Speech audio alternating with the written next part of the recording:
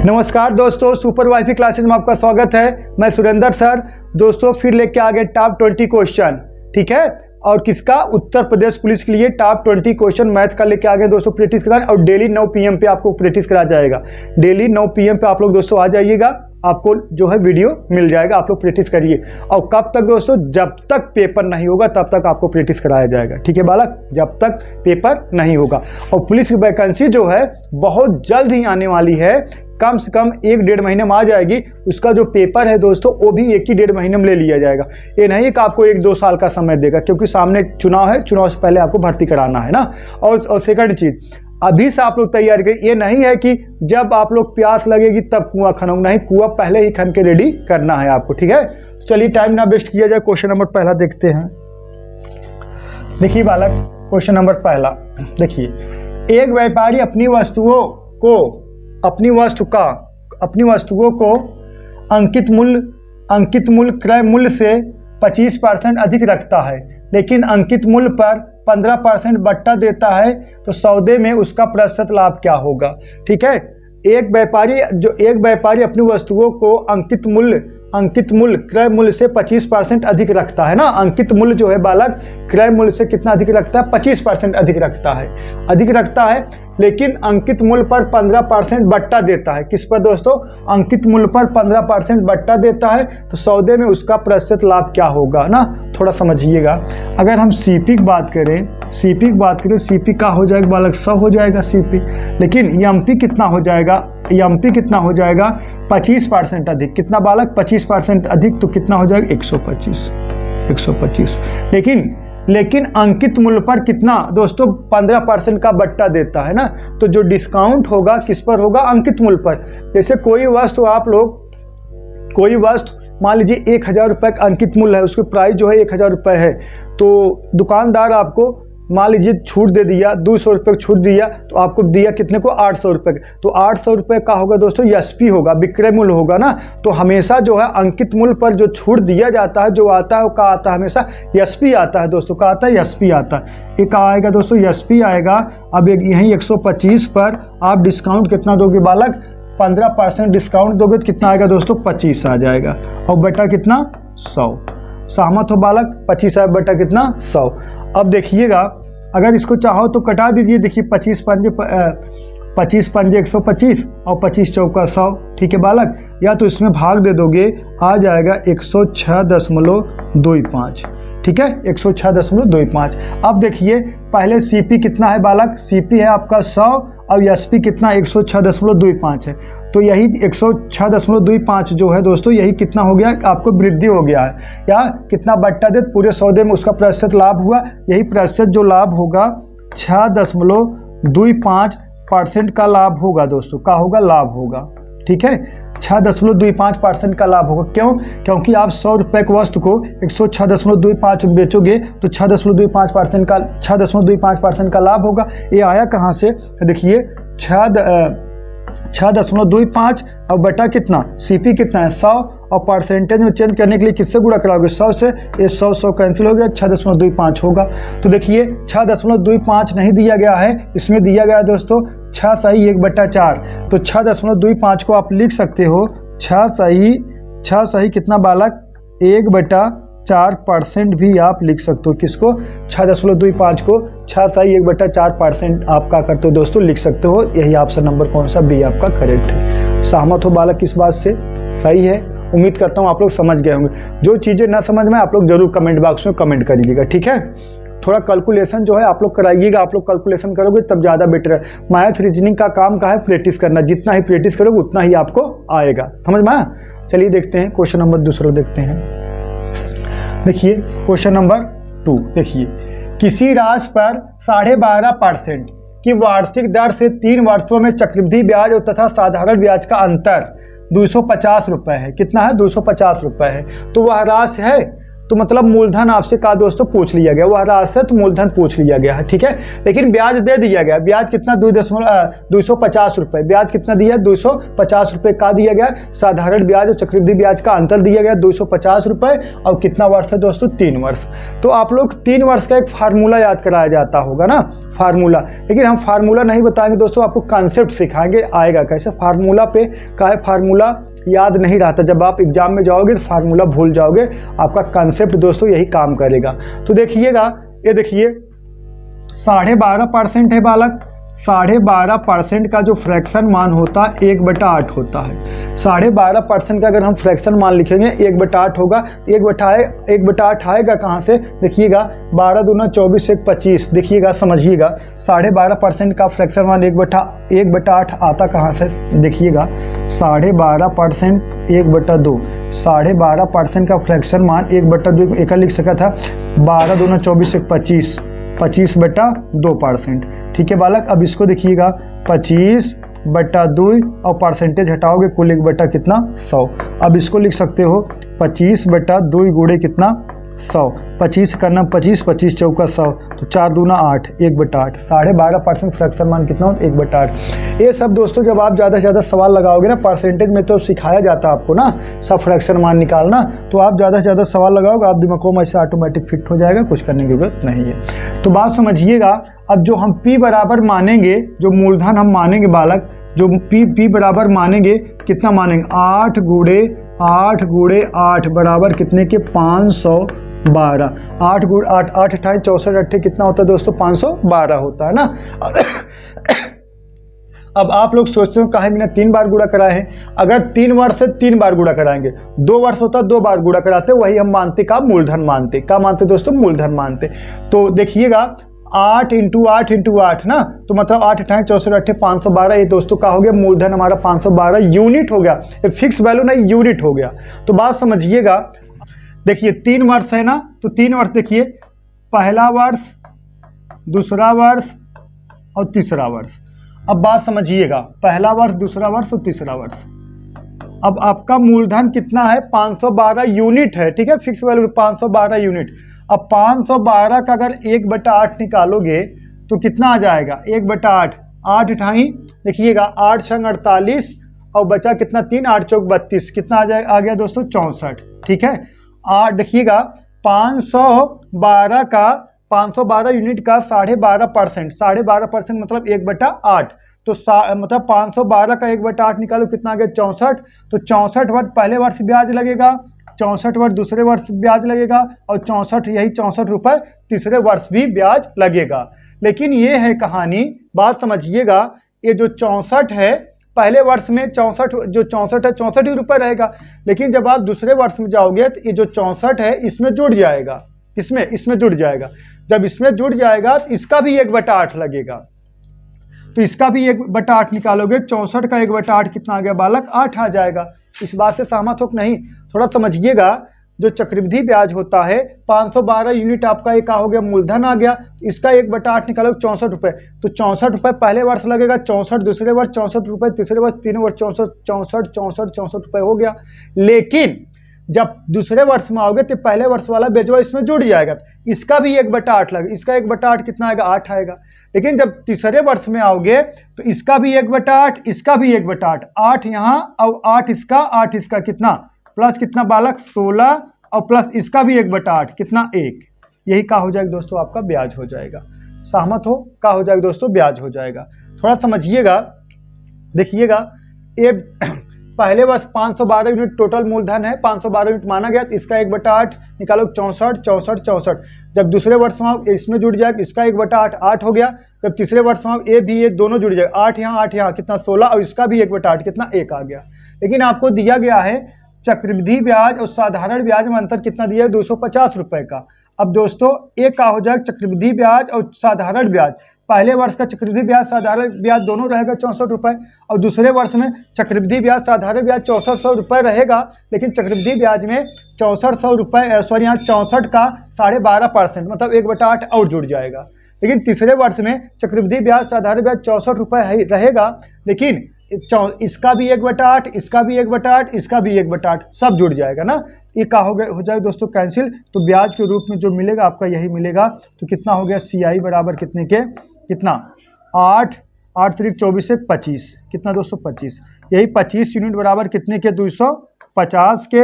तो 1 यूनिट बराबर दोस्तों कितने के 10 के। तो 512 यूनिट बराबर दोस्तों कितने, मूलधन कितना है 512। तो 512 यूनिट बराबर इसमें किससे गुणा करा दोगे, 10 से गुणा करा दोगे। 512 और 0 मतलब 5120, 5120 मूलधन हो गया दोस्तों। यही क्या हो गया, मूलधन हो गया, मूलधन। ठीक है, मूलधन 5120। ऑप्शन नंबर कौन सा सी करेक्ट है, 5120।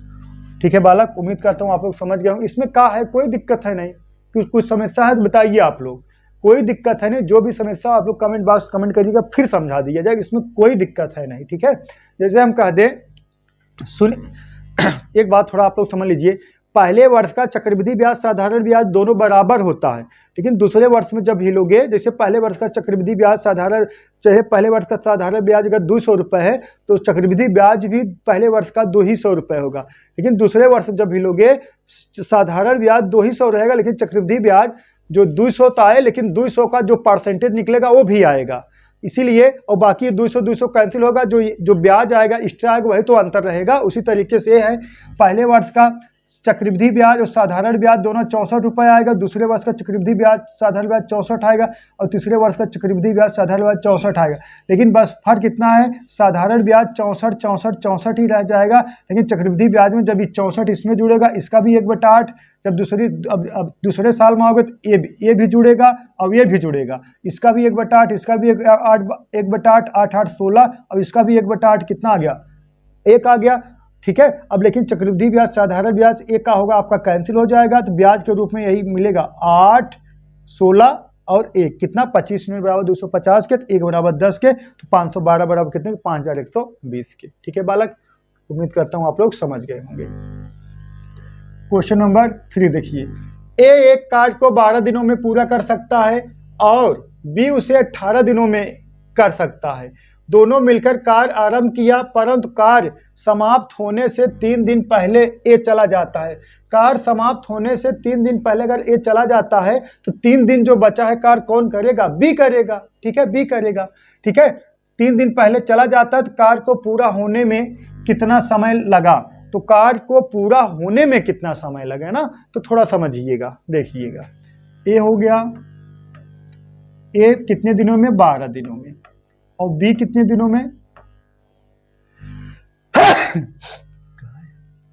बी कितने दिनों में, 18 दिनों में। अब दोनों का एलसीएम ले लिए बालक, कितना आ गया, 36 आ गया। ठीक है, 36 आ गया।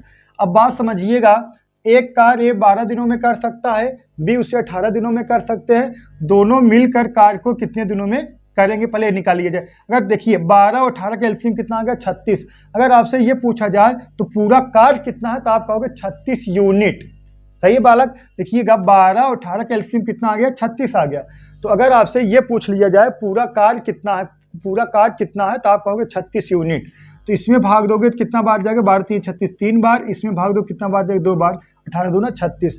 तो आप ये कह सकते हो, ए एक दिन में 3 यूनिट काम करेगा और बी एक दिन में कितना यूनिट काम करेगा, 2 यूनिट काम करेगा। इस बात से सहमत हो कि नहीं, ए एक दिन में 3 यूनिट काम करेगा, बी एक दिन में कितना यूनिट काम करेगा दोस्तों, 2 यूनिट काम करेगा। सही है, लेकिन कहानी ये है, कार्य आरंभ किया परंतु कार्य समाप्त होने से 3 दिन पहले ए चला गया। अब कार्य समाप्त होने से, जैसे कार्य जब समाप्त होता 3 दिन पहले एक कार्य छोड़कर चला गया, तो अंतिम का 3 दिन कौन कार्य करेगा, अकेला बी कार्य करेगा। और कितना काम करेगा बी अकेला, बात समझिएगा। अंतिम के 3 दिन कौन कार्य करेगा, बी करेगा। तो बी एक दिन में कितना यूनिट कर रहा है, 2 यूनिट। अंतिम के 3 दिन में कितना कार्य करेगा दोस्तों, 6 यूनिट। इस बात से सहमत हो। देखिएगा, जब 3 दिन पहले ए चला जाता है, 3 दिन पहले कार्य समाप्त होने से 3 दिन पहले चला जाता है, जा रहा है कौन, ए जा रहा है। तो अंतिम में जो कार्य करेगा 3 दिन, सिर्फ करेगा कौन, बी। तो बी एक दिन में 3 यूनिट कार्य का, एक दिन में बी जो है कितना यूनिट काम कर रहा है, 2 यूनिट काम कर रहा है। बी एक दिन में 2 यूनिट काम कर रहा है, 3 दिन में कितना करेगा बालक, तो 2 3 6 यूनिट। तो शेष कार्य बचा कितना, 30 यूनिट। यही 30 यूनिट कार्य बचा है, शेष कार्य कितना बचा है बालक, 30 यूनिट। अब यही 30 यूनिट के काम को करेगा कौन, ए प्लस बी। 30 यूनिट के काम को करेंगे कौन, ए प्लस बी। ठीक है, कितना 30 बटा कितना ए प्लस बी, दोनों।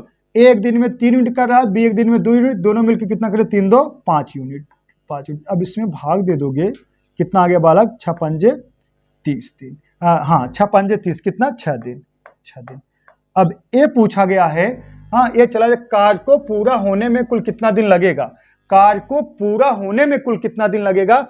अगर शेष दिन पूछा जाता तो शेष दिन पूछा जाता 6 दिन होता, लेकिन कार्य को पूरा होने में कुल कितना दिन लगेगा, तो 6 दिन है और 3 दिन है, तो 6 दिन, 6 और 3 कितना दोस्तों, 9 दिन। कार्य को पूरा होने में कुल कितने दिन लगेंगे दोस्तों, 9 दिन लगेंगे।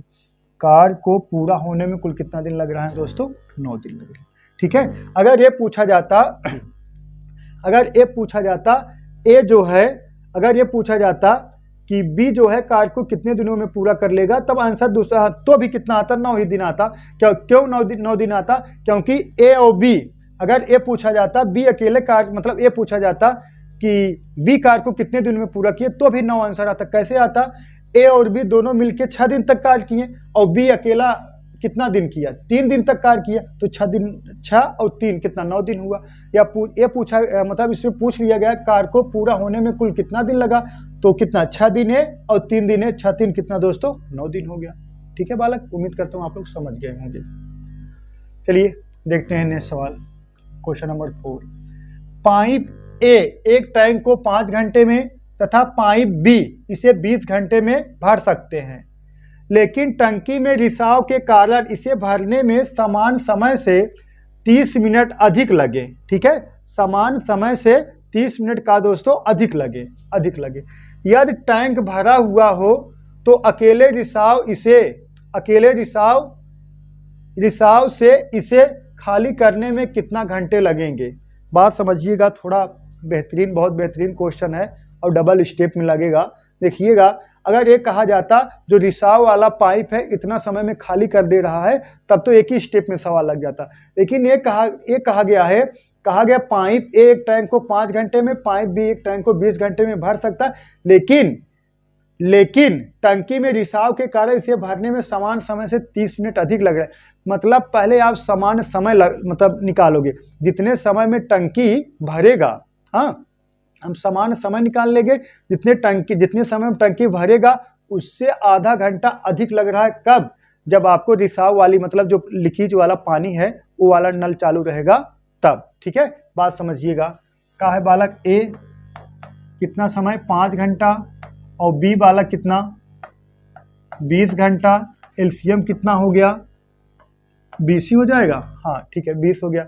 यहाँ कितना 5 चौक 20, यहाँ कितना 20 एकड़ नम 20। ठीक है बालक, 20 एकड़ नम 20। अब अगर a प्लस बी की बात हो बालक, a प्लस बी का बात हो, a प्लस बी 20 बटा कितना 4 1 5, कितना 4 घंटा। a और b अगर मिलकर सिर्फ इतना पूछा जाता, a और b मिलकर उस टंकी को कितने समय में भरेंगे, तो आपका आंसर होता 4 घंटे में। ठीक है, ठीक है कि नहीं। a और b अगर आपसे ये सवाल सिर्फ पूछ लिया जाता, a और b उस टंकी को कितने समय में भरेंगे, आपका आंसर बहुत प्यारा आंसर था 4 घंटे में आप भर दोगे। लेकिन जो है, जो रिसाव वाला है, जो रिसाव वाला जो टंकी है, जो रिसाव वाला है ना, भरने में लगा समान समय से 30 मिनट अधिक लग रहा।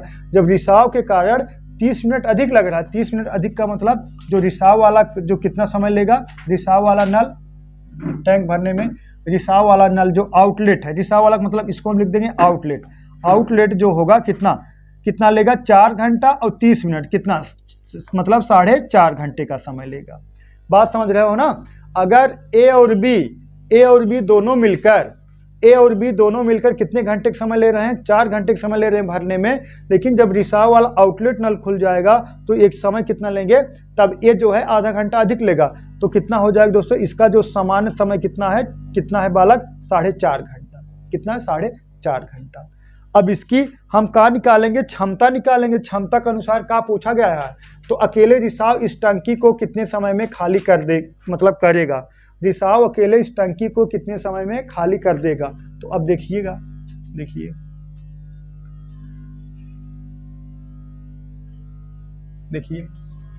ये कितना आएगा, ये कितना है 20 और बी कितना है, नहीं ए कितना है, ए कितना है, ए जो है 5 घंटे में भर रहा है बालक, और बी जो है कितने घंटे में भर रहा है, बी जो है 20 घंटे में भर रहा है। आउटलेट जो बाहर निकाल रहा है, ए कितने घंटे में, 4.5 घंटे। 4.5 घंटे का मतलब कितना बोलो, 4.5 घंटे का मतलब 9 बटा कितना 2। इस बात से सहमत हो कि नहीं आप लोग। अब एक क्वेश्चन ऐसे बन जाएगा, पाइप ए 1 घंटे को 4 घंटे न, पाइप ए एक टैंक को 4 घंटे में तथा पाइप बी एक टैंक को 20 घंटे में भर सकते हैं, लेकिन रिसाव के कारण मतलब एक मतलब छेद हुआ है, उस टंकी में एक छेद हुआ है, वो छेद जो है 4.5 घंटे में, 4.5 घंटे में, जब 4.5 घंटे में कहा है 4.5 घंटे में खाली करेगा, भरा हुआ तो अकेले 4.5 घंटों में खाली कर, 4.5 घंटों में नहीं, कितने घंटे में खाली करेगा, जब 7 खुला रहेंगे तब एसी जो है 4.5 घंटा अधिक ले रहा है ना, कितना 4.5 घंटा। तो अब इसका जब एलसीएम लोगे बालक, इसका एलसीएम कितना हो जाएगा कि 20 9 2 18 180, कितना 180। अब इसमें भाग देंगे कितना आ गया 36, इसमें भाग दिए कितना 0 कट गया, हाँ, और कितना आ गया 9 आ गया, ठीक है, 9 2 18 180। अब इसमें भाग दोगे 9 2 18 20 2 40, ठीक है।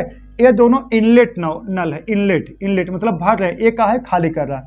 अब देखिए ये कितना आ गया, देखिएगा आउटलेट बराबर हमें निकालना है, तो देखिएगा 36 और 9 कितना 45 हो गया, 45 में से 40 घटा दोगे कितना आ गया 5 यूनिट, ठीक है, 5 यूनिट, क्या कह सकते हो 5 घंटे।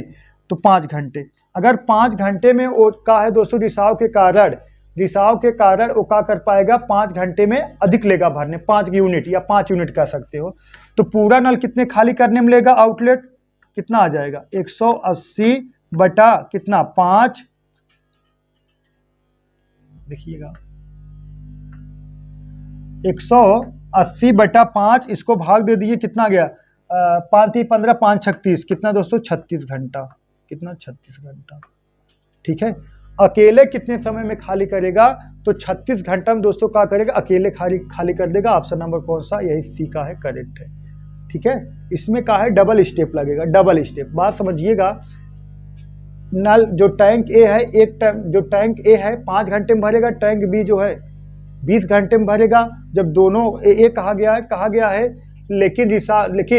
लेकिन टंकी में रिसाव के कारण इसे भरने में समान समय से कितना 30 मिनट अधिक लग रहा है, समान समय से कितना लग रहा है 30 मिनट अधिक लग रहा है, कितना 30 मिनट अधिक लग रहा है। तो आपका समान समय कितना था 4 घंटा, तो ये कितना लग रहा है आउटलेट वाला कितना 4.5 घंटा लग रहा है, 4.5 घंटा, ठीक है, 4.5 घंटा। तो 4.5 घंटा अगर ये दोनों 4 घंटे में भरेंगे, ये जो है कितना 4.5 घंटा में लग रहा है इसको क्या करने में, भरने में। कब, जब तीनों साथ में खुला रहेंगे तब, बात समझिएगा।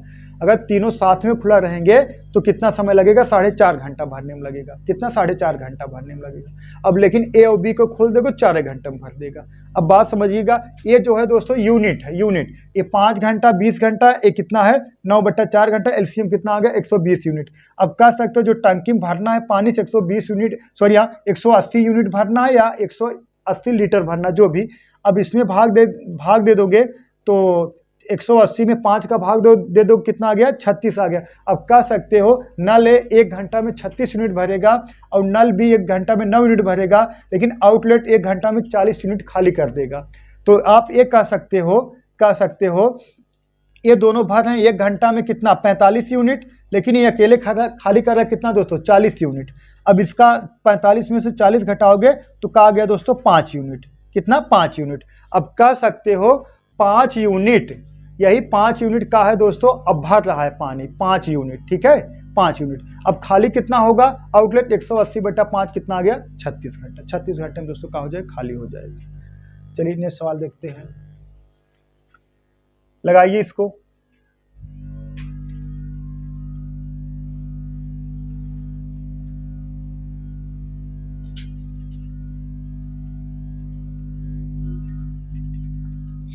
बोलो बालक, क्वेश्चन नंबर 5 देखिएगा, क्वेश्चन नंबर 5 लगाइए। देखिएगा, एक रेलगाड़ी 162 मीटर लंबे स्टेशन को पूरी तरह पार करने में 18 सेकंड लेती है तथा एक दूसरे को 120 मीटर लंबे स्टेशन की पूरी तरह पार करने में एक दूसरे 120 मीटर लंबे स्टेशन को पार करने में 15 सेकंड लेती है, तो रेलगाड़ी की लंबाई मीटर में क्या है ना, थोड़ा समझिएगा। देखिएगा रेलगाड़ी की लंबाई मीटर में क्या, रेलगाड़ी का है दोस्तों एक ही है, बस फर्क कितना है, एक रेलगाड़ी एक मतलब 162 मीटर लंबे प्लेटफार्म को पार करने में कितना समय लेता है, 18 सेकंड, और 120 मीटर लंबे प्लेटफार्म को या स्टेशन को पार करने में कितना समय लेगा, 15 सेकंड। तो हमें क्या बताना है बालक, हमें बताना है रेलगाड़ी की लंबाई। देखिए रेलगाड़ी की लंबाई जो होता है, रेलगाड़ी की जो लंबाई, जैसे प्लेटफार्म हो गया बालक, प्लेटफार्म हो गया 100 मीटर और रेलगाड़ी हो गया बालक कितना, हम मान लें 150 मीटर। अब रेलगाड़ी तब तक पार नहीं माना जाएगा जब तक यहाँ से चलते चलते यहाँ ऐसे डाक जाएगा 150 मीटर, तब इसको पार माना जाएगा। तो इसमें जो है पार कब माना जाएगा, जब दोनों की लंबाई का होता है दोस्तों, जुड़ जाएगा 100 और 150 कितना, 250 मीटर। इस बात से सहमत हो आप लोग। देखिएगा रेलगाड़ी जो है किसी व्यक्ति किसी खम्भे को पार करने में, तो रेलगाड़ी की जो लंबाई मानी जाती है, व्यक्ति को द्वारा जो चली गई दूरी होगी वही रेलगाड़ी की लंबाई मानी जाती है। लेकिन किसी प्लेटफार्म, किसी सुरंग, ठीक है, किसी पुल को पार करने में वो तब मानी जाएगी, पुल को पार कर ली या रेलगाड़ी के मतलब एक किसी स्टेशन को पार कर ली, जब वो जो है पूरा मतलब जैसे देखिए एक का हो गया, पुल हो गया और ट्रेन आया और यहाँ से ऐसे पार कर गया, मतलब इसकी लंबाई पूरा जब क्रॉस कर जाएगी तब पार माना जाएगा। मतलब कह सकते हो पुल की लंबाई प्लस किसकी, रेलगाड़ी की लंबाई जब जुड़ जाएगी तभी पार माना जाएगा। ठीक है, बात समझिएगा। देखिएगा एक रेलगाड़ी 162 मीटर लंबे स्टेशन को पूरी तरह पार करने में 18 सेकंड समय लेती है। 162 मीटर का है प्लेटफार्म है और रेलगाड़ी की लंबाई हम x मान ले रहे हैं दोस्तों, और समय कितना लिया, 18 सेकंड। बात समझिएगा, प्लेटफार्म की लंबाई और प्लस रेलगाड़ी की लंबाई, अब दोनों जुड़ गया तो 18 सेकंड ले रहा है समय पार करने में, बताए ना। 100 इसे जैसे 162 मीटर यही प्लेटफार्म है, ट्रेन आया x मीटर है, जब ये ऐसे पार कर जाएगी तभी माना जाएगा पार कर गई, तो मतलब इसकी लंबाई का जो है जुड़ जाएगी, तभी ये 18 सेकंड का समय लेगी। ठीक है बालक, लेकिन ट्रेन यही है, यही ट्रेन ही 120 मीटर, कितना, 120 मीटर लंबे स्टेशन को पार करने में कितना समय ले रहा है दोस्तों, 15 सेकंड का समय ले रहा है। कितना, 15 सेकंड का समय ले रहा है। अब कटा दीजिए किससे, 3 से, 3 छक 18, 3 पचे 15। ठीक है बालक, 3 छक 18, 3 पचे 15। तो बात समझिए, कैसे तिक्का चाहे गुणा करा दीजिए चाहे डायरेक्ट डिफरेंट निकाल दीजिए, बात एक ही हो जाएगा। ठीक है बालक, देखिएगा अगर इसका गुणा करा दोगे, चाहे गुणा करा दीजिए चाहे से डायरेक्ट डिफरेंट निकाल दीजिए, डायरेक्ट डिफरेंट निकालोगे तो भी उतना ही आंसर आएगा, और तिक्का गुणा कराओगे तो भी उतना आंसर आएगा। पहले हम तिक्का गुणा करा के बता दें आपको, ऐसे तिक्का इधर गुणा करा दोगे, देखिएगा इधर देखिएगा, 5 दूना 10, ठीक है, 10 0 हासिल लगा 1, और 6 5 30 1 31 हासिल लगा 3, 5 का नाम 5 3 8, ठीक है, और प्लस कितना 5x, और बराबर कितने के, 12 छंग 72 720, और प्लस कितना 6x के। ठीक है बालक, 5x 6x इधर लेके आओगे कितना बालक, x बराबर इसको इधर लेके जाओगे, 810 में से 720 घटा दोगे दोस्तों, कितना आ गया, 90 मीटर। ट्रेन की जो लंबाई होगी दोस्तों कितना होगा, 90 मीटर ना, हाँ सही है, 80 उधर 10 कितना, हाँ सही है, 90 मीटर होगा। ठीक है, अब अगर आप लोग डायरेक्ट देखते हैं तो डायरेक्ट आप चाहो तो डायरेक्ट मतलब उत्तर आ सकता है, उसमें कोई दिक्कत है नहीं, और ऐसे लगाओ तो गलत होने का कम चांस रहेगा। ठीक है, तिक्का गुणा करा दी, यक्स का वैल्यू आ गया, यक्स का वैल्यू कितना आ गया दोस्तों, 90 मीटर। ठीक है, कितना दोस्तों, 90 मीटर। सही है, ऑप्शन नंबर कौन सा, सी करेक्ट है। ठीक है, उम्मीद करता हूँ आप लोग समझ गए होंगे। देखिए नेक्स्ट सवाल, देखिए क्वेश्चन नंबर 6 देखिए बालक, 243 घाते 0.16 इंटू 243 घाते 0.4 का मान है। ठीक है बालक, 243 इसका हमें बेस अगर बराबर करना है बालक, तो क्या लिख सकते हैं, 243 को लिख सकते हैं 3 घाते 5, 3 त्रिक्का 9 त्रिक 27, 3 81, पंजे कितना 243, हाँ सही है। इसको हम लिख सकते हैं बालक 3 घाते 5 और इसको कितना 0.16। ठीक है बालक, और इसको लिख सकते हैं इंटू, इसको भी लिख सकते हैं 3 घाते 5 इंटू कितना 0.04। ठीक है बालक, अब थोड़ा ये समझ लीजिए आप लोग, ये समझिए, देखिएगा, अगर बालक दुई घाते 3 लिखा गया है या दुई घाते 3 लिखा गया, ये दोनों का मान अलग अलग होगा। इसको हम लिख सकते हैं, बताएं, इसका जब कोष्टक लग गया तो इस घात का गुणा हो जाएगा, इस घात का गुणा हो, मतलब दुई घाते 3 दूना 6 हो जाएगा। लेकिन जब इसमें कोष्टक नहीं लगा गया तो क्या होगा पता है, दुई घाते 3 मतलब ये दुई घाते 3 मतलब 2 दूना 4 दूना 8, मतलब दुई घाते 8 हो जाएगा। समझ में? इसका वैल्यू ये होगा, इसका वैल्यू ये होगा। इसमें जो है घात का गुणा होगा, इसमें जो है दुई घाते 3, हाँ, इसका दुई घाते 3 मतलब 2 दूना 4 दूना 8 और मतलब दुई का क्यूब, 2 दूना 4 दूना 8 मतलब दुई घाते 8 हो जाएगा। सही है, ये दोनों का मान अलग अलग होगा। इसीलिए देखिए यहाँ कोष्टक, अगर कोष्टक नहीं लगा होता तब अगर ये कोष्टक नहीं लगाते तब हो जाता का इसके घात हो जाता, इसमें कोष्टक लग गया तब का हो जाए दोस्तों, गुणा हो जाएगा। ठीक है, अब इसका गुणा कराओगे 16 × 5 = 80 हो जाएगा। 3 घाते दोस्तों कितना हो गया 80, 16 × 5 = 80 मतलब 0.80। ठीक है,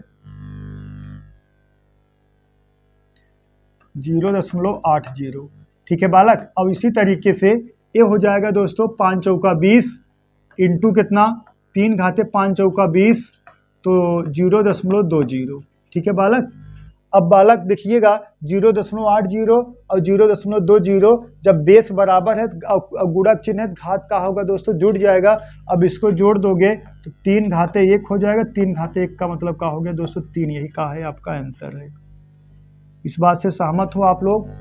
हाँ, ऑप्शन नंबर कौन सा ए करेक्ट है। ठीक है बालक, उम्मीद करता हूँ आप लोग समझ गए होंगे। वैसे तो आप लोग बहुत तेज बालक हो, बहुत जल्दी समझते हो, कोई दिक्कत की तो बात है नहीं।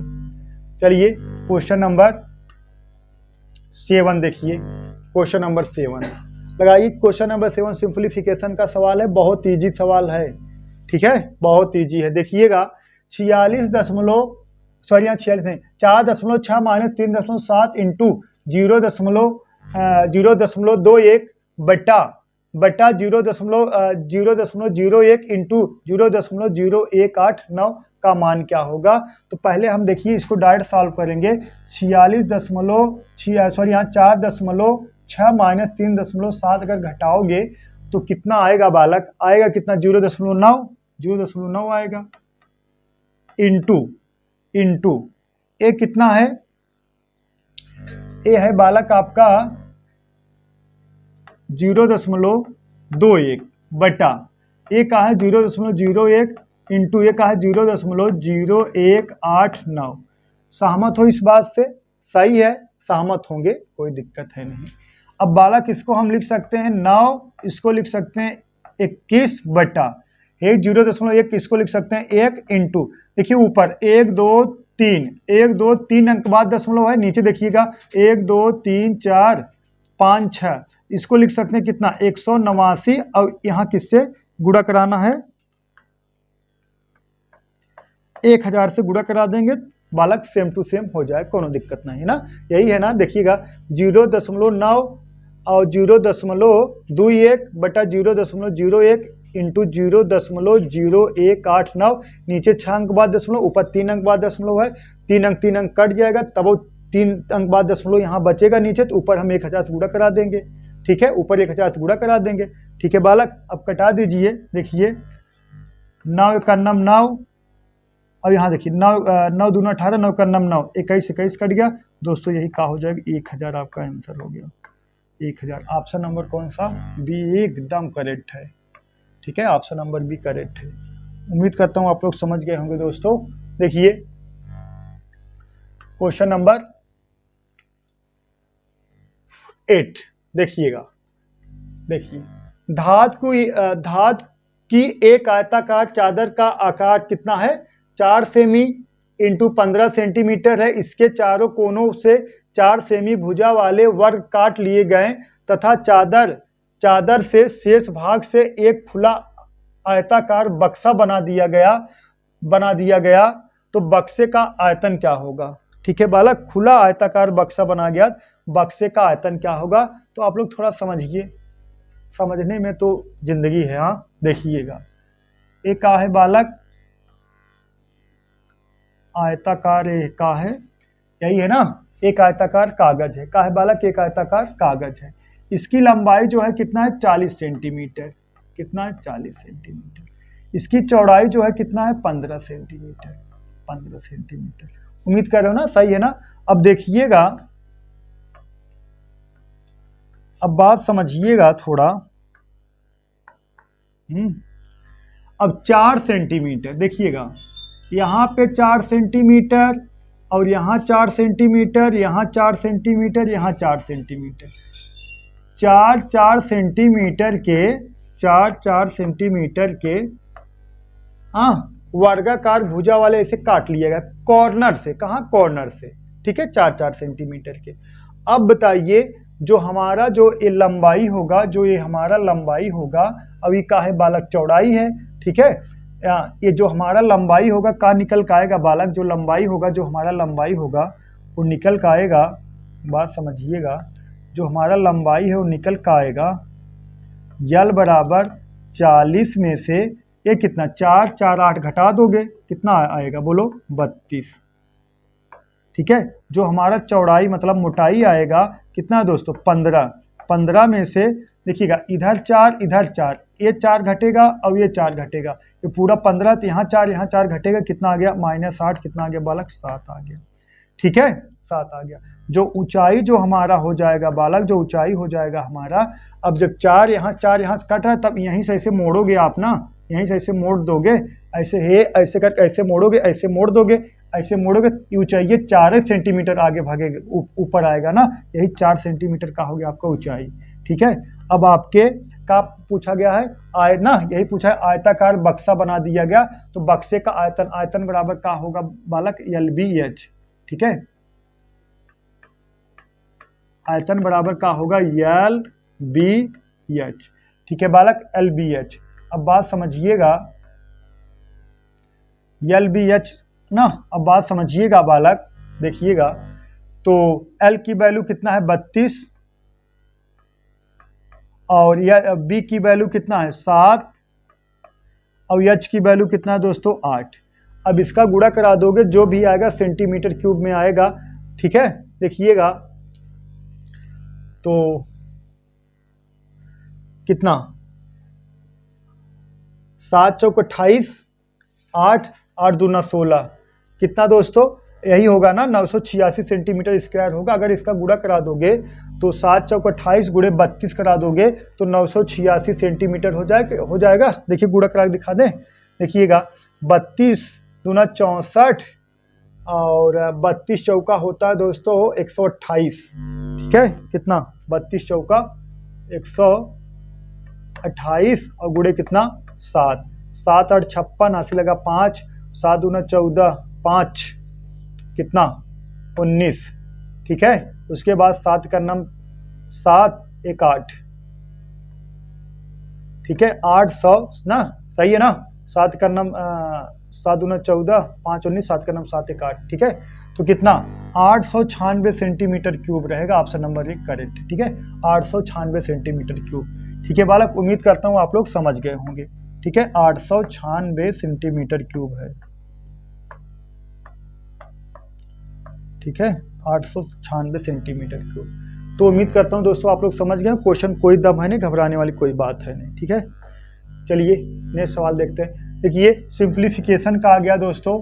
ठीक है, सिंप्लीफिकेशन का आ गया है सवाल, बहुत ईजी है। देखते उत्तर की, चाहो तो आप लोग देखते उत्तर की प्राप्ति कर लो। ठीक है, तो देखते हैं। देखिए सवाल में कोई दम है नहीं, तो इसको जो है आपको क्या करना है, स्टेप बाय स्टेप लाना है। और लेकिन ये ध्यान में रखना है कौन सा कोष्टक पहले टूटेगा, पहले का हल होगा, पहले गुणा हल होगा, पहले भाग हल होगा, का हल होगा, उसको आपको जानना है। ठीक है बालक, अब देखिएगा, अब डायरेक्ट सॉल्व कर है ना। देखिएगा 5 3 15, 5 3 15, देखिए इसको लिख दीजिए 5 भागे 6 दूना 12 प्लस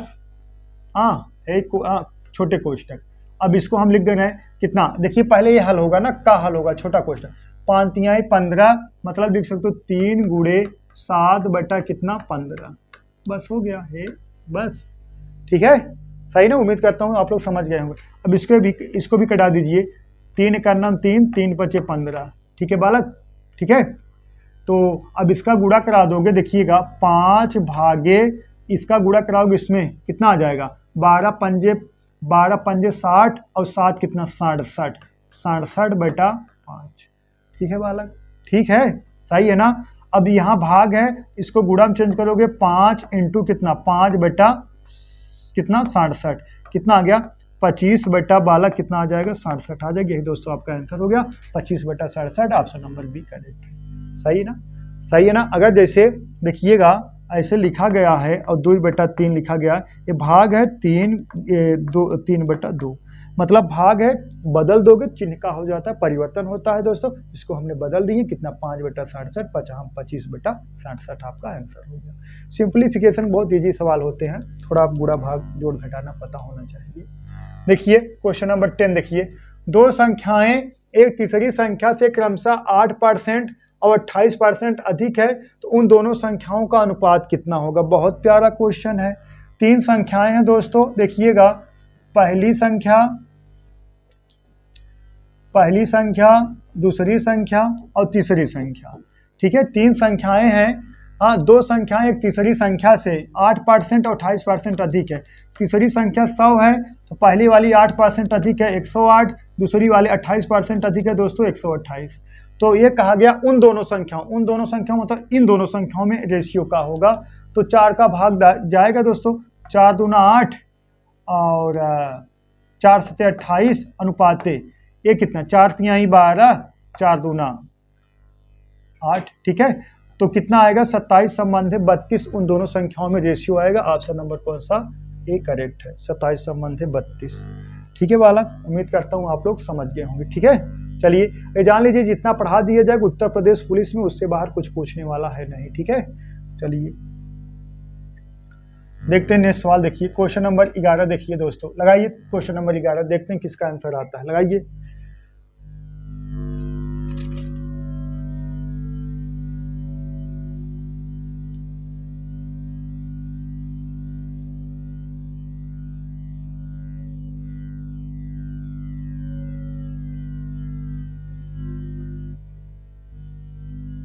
बोलो, देखिए कितना आया आंसर, कमेंट करिए आप लोग, जो आंसर आए कमेंट कर दिया करो ना, देखते हैं किसका पहले आंसर आता हो, तो बाद में हम देख लेते हैं जब भी। हाँ देखिए, 3 संख्याओं का औसत 180 है, यह तीसरी संख्या पहली संख्या ना, 3 संख्याओं का औसत 180 है, यह तीसरी संख्या पहली संख्या के 1/3 से 10 अधिक है और दूसरी संख्या से 5 कम है, तो तीसरी संख्या का मान बताइए। ठीक है, तो हम मान ले रहे हैं दोस्तों, माना तीसरी संख्या यक्स, देखिएगा। ठीक है, देखिए माना तीसरी संख्या यक्स। ठीक है, माना तीसरी संख्या यक्स हो जाएगा। अब बात समझिएगा, तो कहा गया दूसरी संख्या से 5 कम है। अगर तीसरी संख्या बालक यक्स है, थोड़ा समझिएगा, अगर तीसरी संख्या यक्स है तो प्लस दूसरी संख्या कितना हो जाएगा बालक, दूसरी संख्या जो है तीसरी संख्या दूसरी संख्या से 5 कम है, तो इसको कितना मान लोगे, यक्स प्लस 5 मान लोगे। सहमत हो कि नहीं इस बात से, बोलो। हम डायरेक्ट मान रहे हैं, देखिएगा यही कहा गया है ना। देखिए तीसरी संख्या पहली संख्या 1/10 से 10 अधिक, अभी छोड़ दीजिए। दूसरी संख्या से 5 कम है, जो तीसरी संख्या दूसरी संख्या से 5 कम होगा, जब ये यक्स प्लस 5 होगा तब ये 5 कम होगा। सहमत हो। अब आगे देखिए, आगे कहा गया है, ये कहा गया है यदि तीसरी संख्या पहली संख्या से 1/3 से 10 अधिक है, तीसरी संख्या पहली संख्या के 1/3 से 10 अधिक है, तो इसमें यक्स माइनस 10 कर दीजिए, 10 घटाई के और किससे 3 से गुणा करा दीजिए। ठीक है बालक, किससे 3 से गुणा करा दीजिए। ठीक है, 1/3 है तो यहाँ 3 से गुणा करा दीजिए। उल्टा हम कर रहे हैं ना, उल्टा जाओगे तभी ना आंसर आएगा। यही कहा गया दूसरी संख्या, देखिएगा दूसरी संख्या से 5 कम है, तो दूसरी संख्या से 5, जो तीसरी संख्या दूसरी संख्या से 5 कम होगा कब, जब इसमें हम यक्स प्लस 5 कर देंगे, यक्स प्लस 5 कर देंगे। ये कितना है यक्स है, देखिए इससे 5 अधिक नहीं है और ये इससे 5 कम है। सही है, तीसरी संख्या दूसरी संख्या से 5 कम है। और ये कहा गया है मतलब तीसरी संख्या पहली संख्या का 1/3 से 10 अधिक है। अगर दूसरी संख्या जो पहली संख्या से 1/3 से 10 अधिक है, तो जो 10 यक्स, तो इसमें 10 अधिक है, 10 हम कम कर दे रहे हैं, जो 1/3 है तो 1/3 बजाय हम 3 गुणा करा देंगे, क्या हो जाएगा, एक बराबर हो जाएगा। तो इसका जो योगफल है किसके बराबर होगा बालक, किसके बराबर होगा, तो तीनों संख्याओं का औसत कितना 180, तो योगफल कितना हो जाएगा 3 गुणे कितना 180, ठीक है, 3 गुणे 180। यक्स 1x 2x 3x कितना बालक 3x, और देखिएगा, और नहीं गुणा करा दीजिए, पहले इसको सॉल्व करना होगा। देखिएगा इसका गुणा इसमें हो गया दोस्तों, 3x माइनस कितना 30 और प्लस कितना x प्लस कितना x प्लस 5 और प्लस दोस्तों कितना x बराबर कितने के 18 तिरिक 54 के 540 के। समझ में आया? अब इसको जोड़ो, 3x 4x 5x, ठीक है बालक, कितना 5x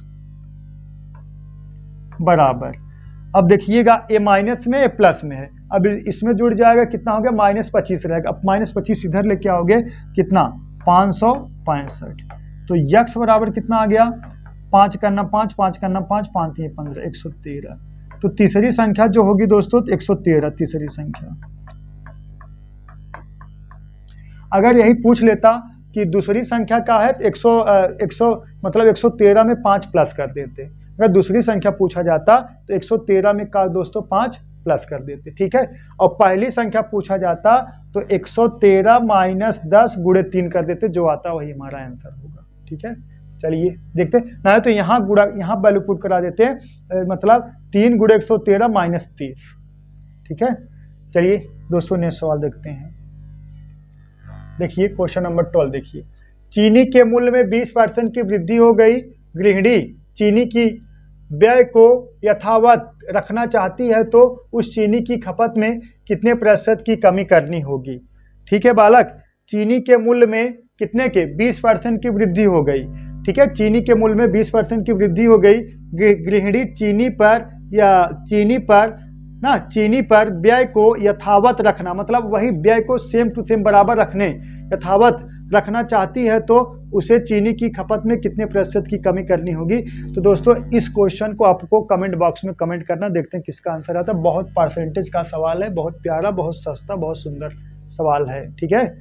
देखते हैं किसका आंसर आता है, ठीक है। चलिए नेक्स्ट सवाल देखते हैं, क्वेश्चन नंबर 13 देखिए, किसी कारखाने में 60% कर्मचारी 30 वर्ष से ऊपर के हैं, इनमें से 75% पुरुष हैं तथा शेष महिलाएं हैं। यदि 1350 पुरुष कर्मचारी 30 वर्ष से ऊपर के हैं तो कारखाने में कुल कितने कर्मचारी हैं, ठीक है बालक, कारखाने में कुल कितने कर्मचारी हैं। देखिए किसी कारखाने में 60% कर्मचारी 30 वर्ष के ऊपर के हैं, तो 30 वर्ष के, देखिएगा 30 वर्ष के ऊपर, 30 वर्ष के ऊपर के कर्मचारी, 30 वर्ष के ऊपर के कर्मचारी, ठीक है बालक, ये कितना हो जाएगा, तो 60 कितना है बालक, देखिए 30 वर्ष के ऊपर के कर्मचारी ना, ऐसे रुक जाइए, देखिए ऐसे लिखा जाए, देखिएगा किसी कारखाने में 60% कर्मचारी 30 वर्ष के ऊपर के हैं, तो माना कुल कर्मचारी, यही पूछा गया कुल कर्मचारी की संख्या, तो माना कुल कर्मचारी कितना है बालक, यक्स है, कुल कर्मचारी कितना यक्स है। अब देखिए 30 वर्ष से ऊपर के कर्मचारी कितना है, 30 वर्ष से ऊपर के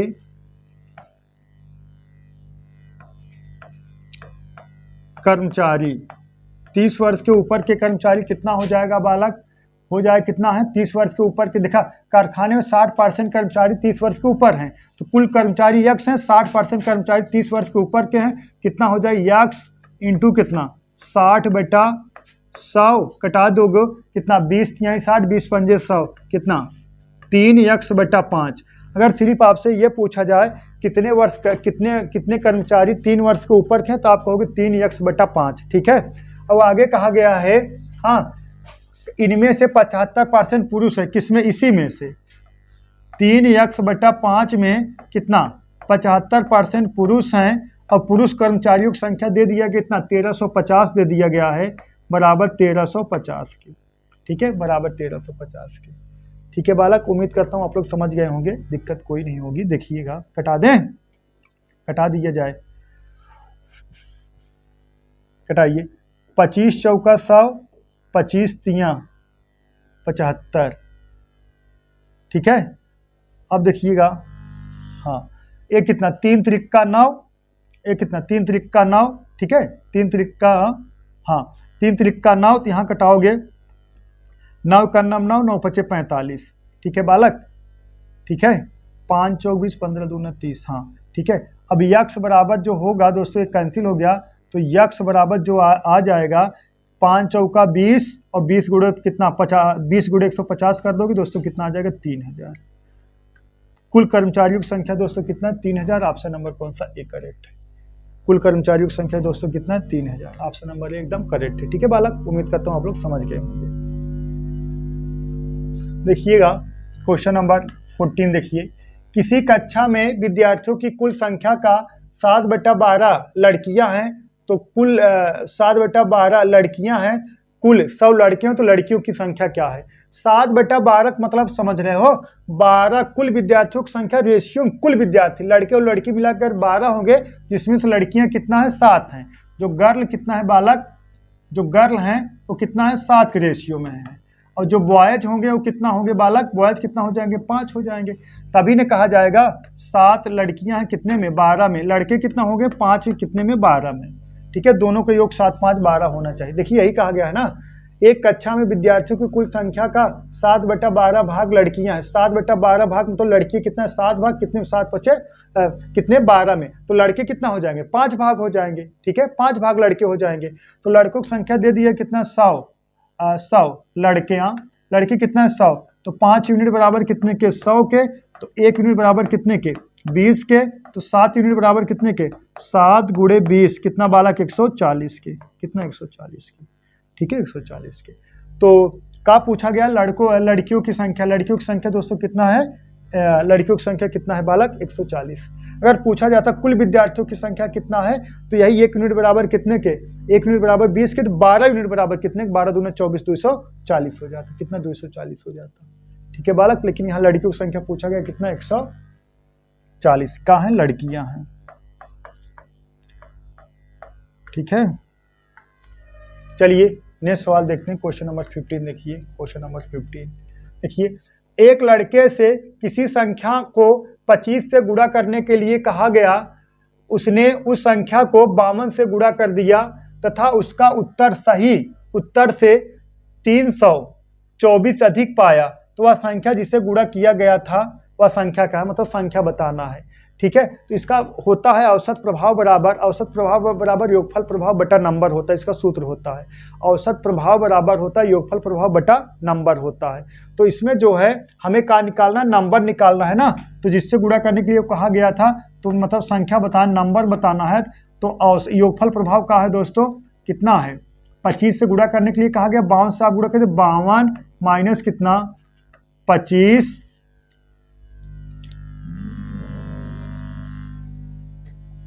देखिएगा एक लड़के को किसी संख्या में 25 से गुणा करने के लिए कहा गया, उसने गलती से किससे गुणा कर दिया, 52 से गुणा कर दिया गया, तो उसका सही उत्तर 300 कितना 324 अधिक आया, कितना 324 अधिक पाया गया। तो वह संख्या जिससे गुणा करने के लिए वह क्या है, तो कौन दिक्कत है, n बराबर औसत अधिक पाया। औसत प्रभाव मतलब योगफल प्रभाव कितना है बालक, योगफल प्रभाव कितना 324। ठीक है, मतलब जो उसको पाना चाहिए था, लेकिन 324 का है अधिक पाया, ये योगफल प्रभाव हो गया। और देखिएगा औसत में कितना प्रभाव, मतलब किसी संख्या में जो संख्या नंबर में कितना प्रभाव है बालक, देखिएगा 52 माइनस कितना 25। ठीक है, अब इसको देखिएगा 324 बटा कितना 27। ठीक है, अब भाग दे दोगे कितना आ जाएगा दोस्तों 12 आ जाएगा, कितना आ जाएगा 12। देखिएगा 27 का नाम 27, 27 दूना 54, कितना आ गया 12, और संख्या कितना है बालक 12 है, ऑप्शन नंबर है। इसे डायरेक्ट लगा लेना है। ठीक है, डायरेक्ट लगा लेना, कोनो दिक्कत ना है ना। योग देखिएगा आपको मतलब आपको क्या निकालना, संख्या निकालना है, मतलब योगफल प्रभाव, मतलब योगफल में कितना प्रभाव पड़ा है 340 के, ठीक है। गलती कितना की हो 52 लेना चाहिए था 25, और कितना हो गया है त्रुटि में ले लिए कितना 52। तो देखिए ये मतलब ये भी गलती से इतना अधिक आया है। कब अधिक आया है, बोलो कब अधिक आया, जब 25 के बजाय आप 52 लिए हैं तब। तो कितना है प्रभाव में 324, और गलती कितना किए 27, भाग दे दो कितना नंबर था 12, n बराबर कितना आ गया 12। ठीक है बालक, उम्मीद करता हूँ आप लोग समझ गए होंगे। चलिए देखिए क्वेश्चन नंबर 16 देखिए, यदि किसी संख्या का 12%, ठीक है, यही क्वेश्चन है, यदि किसी संख्या का 12% बराबर है 84 के, तो उसके 20% का मान क्या होगा। यदि किसी संख्या के 12% बराबर है 84 के, कोई दिक्कत नहीं है, 12% बराबर कितने के बालक 84 के, तो 20% बराबर कितने के, 20% बराबर कितने के, तो 1% बराबर निकाल लीजिए, 1% बराबर 12 से 84 के, 1% बराबर दोस्तों कितने के 7 के, तो 20% बराबर कितने के 20 गुणे कितने 7, 7 दूना 14, 140 के, तो 20% बराबर कितने के 140 के। ऑप्शन नंबर कौन सा सी करेक्ट है। ठीक है बालक, उम्मीद करता हूँ आप लोग समझ गए होंगे। चलिए देखिए क्वेश्चन नंबर 17 देखिए, वरुण ने एक घड़ी 5% हानि पर बेची, यदि उसने उसे 27 रुपये अधिक पर बेचा होता तो उसे 7% का लाभ होता, तो घड़ी का क्रय मूल्य क्या होगा। ठीक है, सीपी बालक हम मान ले रहे हैं सीपी कितना 100 है, सीपी 100 है। दुई कंडीशन, एक तो 5% हानि पर बेचे आप कितने के 95 के, दूसरा आप 7% लाभ पर बेचते कितने के 7 के। ठीक है, मतलब 107 के ना, यही कहा गया। वरुण ने एक घड़ी 5% हानि पर बेची, यदि उसने उसे 27 रुपये अधिक में बेचा होता उसे 7% का लाभ होता। सीपी 100 हो, 5% हानि पर मतलब 95 के बेचा, जब वह एक कंडीशन दे दी गया उसे 27 रुपये अधिक में बेचता तो 7% का लाभ होता, तो कितना होता 107 हो जाता। अब डिफरेंट कितना है दोस्तों, यही 12 का है, 7 5 12, यही 12 यूनिट बराबर कितने के 27 के, सीपी का है 100 है, तो 100 यूनिट बराबर कितने के बोलो 27 बटा कितना 12 और गुणे कितना 100। ठीक है, अब कटा दोगे 3 से, 3 9 27, 3 चौक 12, 4 का नम 4, 25 चौका 100, 25 नवैया कितना 25 नवैया, हाँ 25 अट्ठे 200, 25 नवैया 225। ठीक है, 225 आंसर है। बोलो ऑप्शन नंबर बी करेक्ट। और दशमलव बाद 0 लगा है, दशमलव बाद 0 उससे कोई वैल्यू नहीं होगा, सिर्फ आंसर देखिए इतना 225 करेक्ट है बालक। ठीक है, उम्मीद करता हूँ आप लोग समझ गए होंगे। ठीक है, घबराने की कोई जरूरत नहीं है। ये वाला क्वेश्चन दोस्तों आपको कमेंट बॉक्स में कमेंट करना है इसका आंसर। ठीक है, चलिए देखते हैं, 2 सवाल है, नहीं समय ज़्यादा हो जाएगा।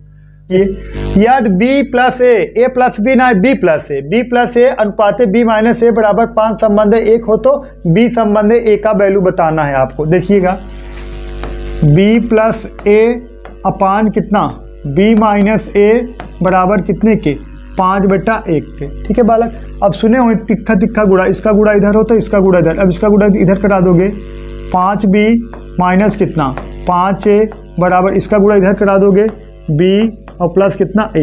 अब a एक साइड भेज दीजिए बालक, b एक साइड भेज दीजिए, पक्षांतर करा दीजिए, b इधर है इधर भेज दोगे कितना आ जाएगा बालक 4b और a देखिए माइनस कितना है 5 इधर आएगा कितना आ जाएगा 6a। ठीक है बालक 6a, तो अब देखिएगा 6a, अब b बटा a पूछा गया ना, b संबंध a पूछा गया है तो b बटा a निकालेंगे हम। ठीक है, अब इसको कटा दीजिए कितना 2, इसको कटा दीजिए दोस्तों कितना 3। ठीक है, 2 इसको कटा दीजिए, 2 दूना 4 2 3 6। अब b बराबर का दिख रहा है बालक 3, a बराबर का दिख रहा है बालक 2, तो आपका जो रेशियो हो जाएगा 3 संबंध 2 हो जाएगा, का हो जाएगा b संबंध a बराबर। ठीक है, 3 संबंध 2, ऑप्शन नंबर कौन सा ए करेक्ट है। ठीक है, 3 संबंध 2। ठीक है बालक, उम्मीद करता हूँ आप लोग समझ गए होंगे। देखिए एक लास्ट क्वेश्चन है जो देखते हैं उत्तर की प्राप्ति कर लेना, इसमें कोई दम है नहीं, अगर ऐसे देखो ना ओरल हो जाएगा। देखिए a बटा बी बराबर c बटा डी बराबर e बटा f बराबर 3 का, तो 2a² plus 3c² plus 4c², हाँ 4c² नहीं रहेगा, a² c², यहाँ 2 ac e रहेगा बालक, ए का है e रहेगा। ठीक है, ये रहेगा e बना लीजिए है ऐसे, हाँ e² और बटा 2b² प्लस 3d² और प्लस 4f²। इसका जो आंसर होगा डायरेक्ट होगा 3 का स्क्वायर कर दीजिए, 3 त्रिक का 9। अगर बालक ये स्क्वायर ना होता तो इसका आंसर 3 ही होता, लेकिन यहाँ स्क्वायर दिया गया तो इसका आंसर हो जाए 3 त्रिक का 9। अगर क्यूब दिया जाता 3 त्रिक का 9 त्रिक 27 होगा। ठीक है बालक, ये देखते हुए उत्तर की प्राप्ति कर लेना है। अगर आपको बेसिक चाहिए तो हम बेसिक लगा दे रहे हैं ना, बेसिक लगा देना, आपको समझ में आ जाएगा। देखिएगा, देखिए a बटा बी बराबर c/d बराबर e/f बराबर 3 है, तो मतलब कह सकते हैं a बटा बी बराबर 3 के, तो a बराबर क्या हो जाएगा, a बराबर हो जाएगा 3b के। हाँ, और इसी तरीके से आपका c बराबर हो जाएगा 3d के, और इसी तरीके से e बराबर हो जाएगा बालक, e बराबर क्या हो जाएगा 3f के। ठीक है बालक, यही हो जाएगा कि नहीं, बोलिए ना। ठीक है, देखिएगा a बटा बी बराबर कितना 3 के, तो इसे तिक्खा गुणा हो जाएगा, a बराबर 3b के, और देखिए c बटा d बराबर 3 के, तो c बराबर कितना 3d के, e बटा f बराबर 3 के, तो e बराबर कितना के 3f के। तो देखिएगा 2a²। अब एक जगह हम क्या लिख सकते हैं, देखिएगा 2, अब एक जगह क्या लिख सकते हैं बालक, एक जगह लिख सकते हैं कितना 3b का हो जाएगा 3b का होल स्क्वायर लिख सकते हैं। ठीक है बालक, और प्लस, और देखिएगा 3c² कितना है बालक, 3 कितना है 3c², 3, अब कोष्टक में 6 जगह हम क्या लिख सकते हैं, 6 जगह लिख सकते हैं कितना 3d, मतलब 3d का स्क्वायर। ठीक है, प्लस, और इसी तरीके से e बराबर 3f है, तो यहाँ लिख सकते हैं दोस्तों कितना 4 कोष्टक में कितना 3f²। ठीक है बालक, अब देखिएगा 2 3 2 5 4 9 और 9 हो गया। अब देखिएगा 9 हो गया दोस्तों, ये 9 हो जाएगा ना। देखिएगा अगर देखना ऐसे, देखिए अगर इसको हम गुणा कराएंगे, बात समझिएगा, देखिएगा तो हम डायरेक्ट लिख देंगे ना, कैंसिल हो जाएगा ना डायरेक्ट। देखिएगा, अब देखिए अगर हम जोड़ेंगे, हाँ देखिए, अब बात समझिएगा, ये देखिए 2 3 और ये कितना 5 4 9, और ये बचा कितना आपका, देखिएगा कोष्टक में बचा कितना। अगर इसको आप हल करोगे तो भी यहाँ 9 आएगा, कॉमन 9 आएगा। अब इसमें अगर मतलब इसको सॉल्व करोगे, ये देखिए 3 त्रिक का 9, इसको सॉल्व करोगे 3 त्रिक का 9, इसको सॉल्व करोगे 3 त्रिक का 9, 9 का आ जाएगा दोस्तों, कॉमन आ जाएगा, 9 कॉमन आ जाएगा। ठीक है, बात समझ में आया कि नहीं आया, कैसे हल कर रहे हैं। ठीक है, अगर नहीं तो कहो एक स्टेप बढ़ा दें। देखिएगा, समझिएगा, अब इसको हल करो 3 त्रिक का 9 b² हो जाएगा, इसको हल करोगे 3 त्रिक का 9 d² हो जाएगा, इसको हल करो 3 त्रिक का 9 f² हो जाएगा। 9 कॉमन हो जाएगा, यहाँ बचे कितना 2b² और प्लस यहाँ बचे कितना 3d² प्लस यहाँ बचे कितना दोस्तों 4f²। ठीक है, 4², और बटे में बचा कितना बालक, बटे में a हो जाएगा, का a बटे में हो जाएगा। ठीक है, बटे में कितना हो जाएगा, बटे में हो जाएगा a, देखिए 2b² और प्लस कितना 3d² और प्लस कितना 4f²। ये बालक कैंसिल हो गया, तो यही का हो गया 9 आपका आंसर हो गया। ठीक है बालक, समझ में आ गया, उम्मीद करता हूँ आप लोग समझ गए होंगे। और देखिए इसके बेटा चाहे हम इसको लिख दें, देखिएगा स्टेप और बढ़ा दें, आप लोग तब समझ पाओगे, नहीं समझ नहीं पाओगे। देखिएगा अब इसके बेटा हम लिख सकते हैं इसको कितना 2b² प्लस 3d² और प्लस 4f²। ठीक है, 4f²।